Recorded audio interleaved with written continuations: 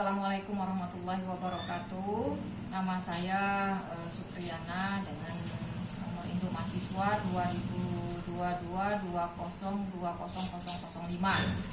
Malam ini saya ingin mempresentasikan makalah saya pada mata kuliah pengembangan kurikulum PAI yang berjudul Landasan Pengembangan Kurikulum PAI.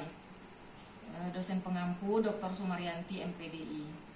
Baiklah, tanpa memperpanjang mukadimah, saya akan mempresentasikan makalah saya malam ini.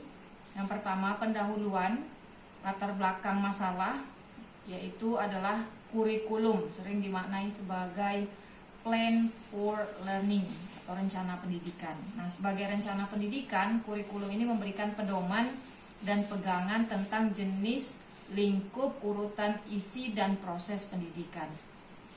Kemudian, dengan adanya kurikulum ini, tujuan sekolah akan tercapai. Pendidik dapat melaksanakan pembelajaran dengan baik, kemudian peserta didik dapat belajar dengan tertib, kepala sekolah dapat mengatur manajemen sekolah dengan baik pula.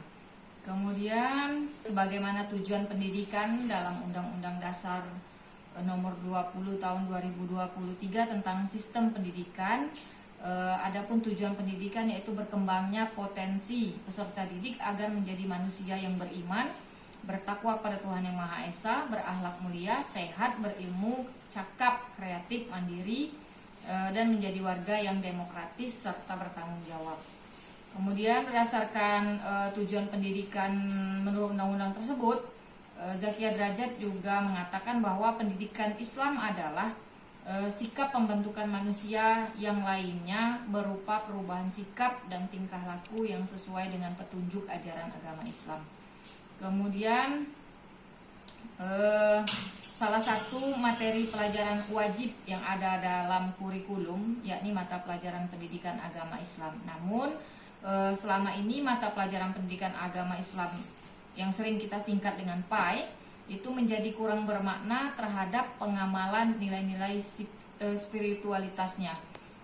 Hal itu disebabkan karena PAI lebih dikhususkan kepada pembelajaran aspek teori keagamaan dan pengetahuan yang harus paham tentang isi materi pelajaran. Nah, maka dari itu penekanan pengamalan dalam pelajaran PAI justru berkurang.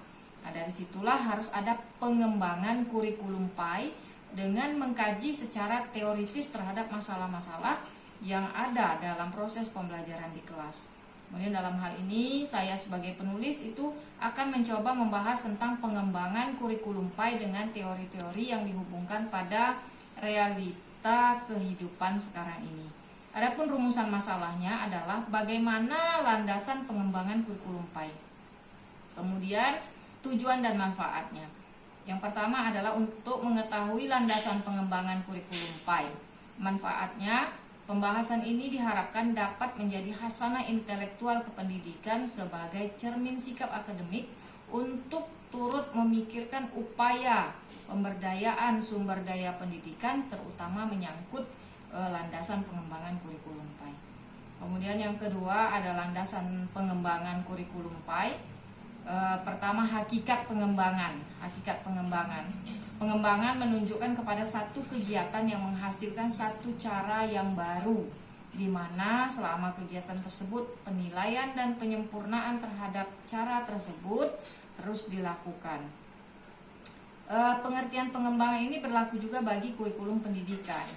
Nah, pengembangan kurikulum atau kurikulum development atau kurikulum desain sebagai tahap lanjutan dari pembinaan, yakni kegiatan yang mengacu untuk menghasilkan suatu kurikulum baru.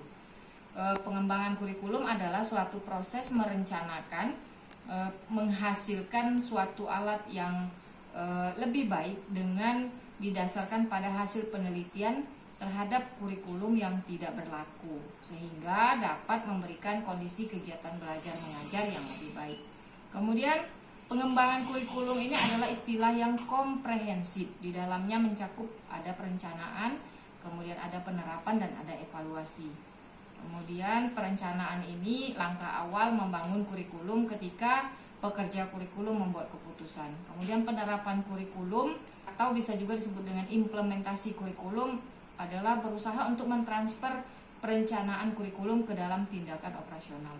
Kemudian yang ketiga, evaluasi kurikulum, yaitu tahap akhir dari pengembangan kurikulum. Kemudian dari beberapa definisi tentang kurikulum di atas dapat kita pahami bahwa penggolongan kurikulum sebagaimana yang dikatakan oleh Majid itu ada yang pertama, kurikulum dilihat sebagai produk, kemudian kurikulum dipandang sebagai program, kurikulum dapat pula dipandang sebagai hal yang diharapkan agar dapat dipelajari oleh siswa, kemudian kurikulum sebagai pengalaman siswa.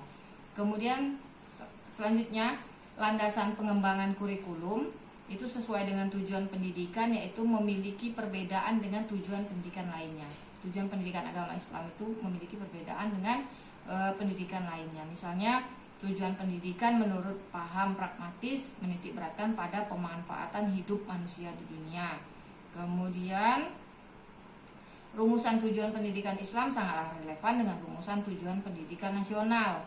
Kemudian rumusan tujuan pendidikan nasional ialah mencerdaskan kehidupan bangsa dan mengembangkan manusia Indonesia seutuhnya, yakni manusia yang beriman bertakwa kepada Tuhan Yang Maha Esa. Kemudian jika dihubungkan dengan filsafat Islam, maka kurikulumnya tentu mesti menyatu dengan ajaran Islam itu sendiri. Tujuannya yang akan dicapai adalah membentuk anak didik menjadi berakhlak mulia dalam hubungannya dengan hakikat penciptaan manusia. Kemudian selanjutnya dalam pengembangan pokok isi dan materi kurikulum, pendidikan agama Islam mempunyai ciri-ciri yang berbeda dengan pendidikan lainnya. Kurikulum PAI harus menonjol pada mata pelajaran agama. Kemudian kurikulum PAI memperhatikan pengembangan menyeluruh aspek pribadi siswa, yakni jasmani, akal, dan rohani. Kemudian yang ketiga, kurikulum PAI memperhatikan keseimbangan antara pribadi, masyarakat, dunia dan akhirat, jasmani, rohani, serta akal manusia. Yang keempat, kurikulum PAI memperhatikan juga seni budaya yang terdapat di tengah masyarakat. Nah, kemudian dasar yang menjadi landasan terbentuknya kurikulum pendidikan agama Islam adalah yang pertama, dasar agama dalam membentuk pendidikan yang berlandaskan pada sistem yang ada pada masyarakat Islam harus berlandaskan pada filsafah, tujuan, dan kurikulumnya. Dan kurikulum pendidikan Islam meliputi beberapa hal, yaitu akidah, ibadah, muamalat, serta hubungan yang berlaku di dalam masyarakat. Kemudian dasar kedua adalah falsafah. Dasar falsafah pada kurikulum akan membentuk arah dan tujuan, dan dengan dasar filosofis pula akan membentuk kurikulum pendidikan Islam kepada kebenaran. Kemudian yang ketiga adalah dasar psikologis, yaitu dasar yang diharapkan pembentukan kurikulum akan berjalan sesuai dengan perkembangan peserta didik. Kemudian yang keempat ada dasar sosial. Dasar ini menjadi cermin bagi kurikulum yang berpedoman pada perkembangan masyarakat. Ada yang kelima, dasar organisatoris, yaitu mengacu pada pembentukan dan penyusunan bahan yang digunakan dalam pembelajaran serta penyajiannya kepada peserta didik.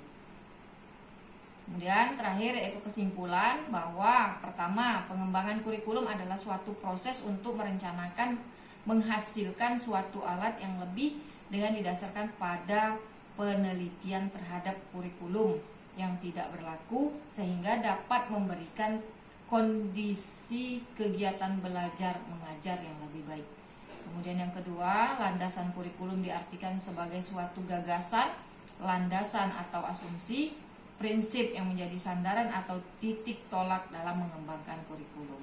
Dan di sini mungkin demikian presentasi makalah saya pada malam ini yang berjudul Landasan Pengembangan Kurikulum PAI, yang disusun untuk memenuhi tugas mata kuliah pengembangan kurikulum PAI.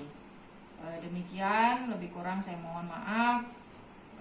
Jika ada kesalahan, mungkin nanti akan kita diskusikan bersama lagi di kegiatan perkuliahan berikutnya. Demikian, saya akhiri. Wassalamualaikum warahmatullahi wabarakatuh.